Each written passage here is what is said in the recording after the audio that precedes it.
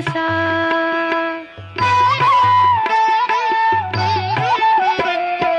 వెన్నవలె హృదయాన్ని కోమలంబుగా నీవు చేసి వైచుమువోయి మనసా. వెన్నవలె హృదయాన్ని కోమలంబుగా నీవు చేసి వైచుమువోయి మనసా.